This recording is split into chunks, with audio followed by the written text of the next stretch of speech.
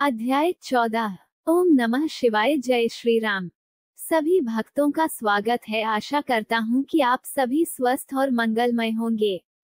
तो आज हम आपको सुनाने जा रहे हैं एक अद्भुत और रोमांचक कथा, श्री राम और महादेव के दिव्य संग्राम की।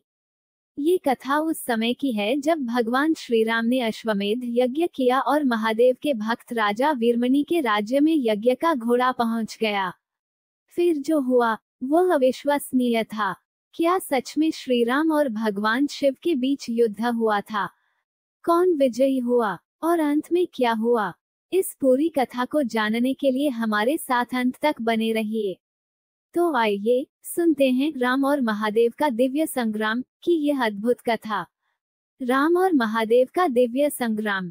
ये कथा उन दिनों की है जब अयोध्या के महाराज श्री राम ने अश्वमेध यज्ञ का आयोजन किया था।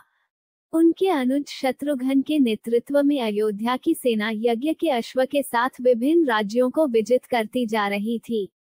इस सेना में हनुमान, सुग्रीव और भरत पुत्र पुष्कर जैसे अद्वितीय योद्धा थे, जिनका पराक्रम देवताओं के लिए भी अजेय था। यज्ञ का अश्व जब राजा वीरमणि के राज्य देवपुर पहुंचा, तो उनके पुत्र रुक्मांगद ने उसे रोक लिया और युद्ध की चुनौती दे दी। राजा वीरमणि, जो स्वयं श्री राम और महादेव के परम भक्त थे, इस समाचार से चिंतित हुए। उन्होंने अपने पुत्र को समझाया कि श्री राम से शत्रुता उचित नहीं है, परंतु युद्ध का उद्घोष हो चुका था।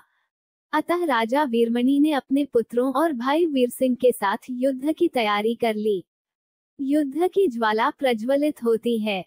शत्रुघ्न जब सेना सहित युद्ध भूमि में पहुंचे, तो उन्होंने राजा वीरमणि के साथ संवाद करने की बात सोची, किंतु ये प्रस्ताव अस्वीकार कर दिया गया और भीषण युद्ध प्रारंभ हो गया। पुष्कर ने वीरमणि को चुनौती दी और घमासान युद्ध हुआ। अंततः पुष्कर के प्रहार से वीरमणि मूर्छित हो गए। हनुमान और वीर सिंह में भीषण युद्ध हुआ, जिसमें हनुमान ने उन्हें परास्त कर दिया। शत्रुघ्न ने रुक्मांगद और शुभांगद को नागपाश में बांध दिया, जिससे अयोध्या की सेना विजयोल्लास में डूब गई। किंतु राजा वीरमणि ने महादेव का आह्वान किया और तत्काल ही भगवान शिव के गण वीरभद्र, नंदी और भृंगी विशाल गणसेना के साथ युद्ध भूमि में प्रकट हुए। महाकाल के गणों को देख अयोध्या की सेना भयभीत हो गई। शिवगणों का प्रचंड आक्रमण। वीरभद्र, नंदी और भृंगी के नेतृत्व में शिवगणों ने अयोध्या की सेना पर महाकाल की भांति प्रहार किया। वीरभद्र ने पुष्कर से युद्ध किया और एक ही प्रहार में उनका मस्तक काट दिया। भृंगी ने शत्रुघ्न को पाश में बांध लिया। नंदी और हनुमान में महायुद्ध हुआ, जिसमें नंदी ने शिवास्त्र का प्रयोग कर हनुमान को अचेत कर दिया। अयोध्या की सेना चारों ओर से परास्त हो गई। अब कोई उपाय न देख हनुमान ने श्री राम को स्मरण किया। भक्तों की पुकार सुनकर श्री राम, लक्ष्मण और भरत के साथ युद्ध भूमि में प्रकट हुए। श्री राम और शिवगणों का युद्ध। श्री राम के आगमन से अयोध्या की सेना में पुनः उत्साह जागृत हो गया। उन्होंने पहले शत्रुघ्न, हनुमान और अन्य वीरों को मुक्त किया और फिर शिवगणों पर आक्रमण कर दिया।